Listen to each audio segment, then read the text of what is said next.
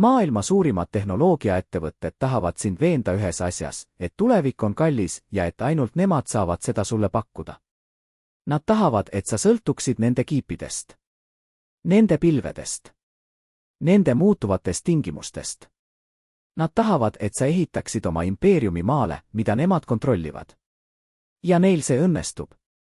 Iga kord, kui kasutad tehisintellekti, tekitad sõltuvust. Iga kord, kui laed andmeid välismaisesse pilve, kaotad suveräänsust. Süsteem ei ole loodud sind vabastama. See on loodud sind lõksu püüdma. Kuid on üks tõde, mida nad sulle ei räägi, 99% energia, mida kiip tarbib, läheb soojuse ja ebaefektiivsuse tõttu raisku. Sa ei vaja rohkem energiat. Sa vajad, et see, mis sul juba on, töötaks sinu heaks, mitte sinu vastu.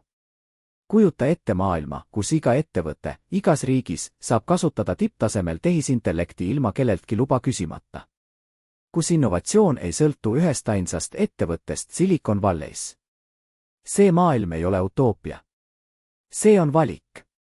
Verstarker ei ole pilv. Ei ole kiip. Ei ole mudel. Verstarker on kiht, mis ühendab kõike. Termodünaamiline kiht, mis laseb igal tehisintellekti agendil töötada igas riistvaras maksimaalse efektiivsusega.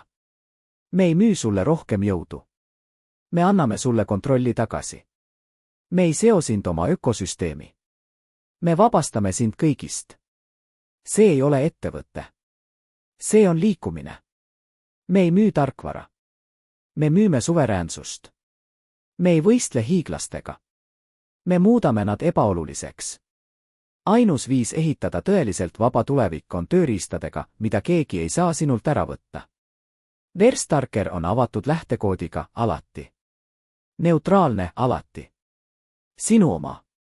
Esimesest päevast. Hiiglased ütlevad sulle, et tulevik kuulub neile. Meie ütleme, et tulevik kuulub neile, kes seda ehitavad.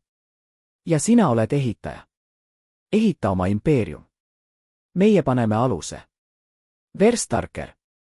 Suveräänsus. Efektiivsus. Vabadus.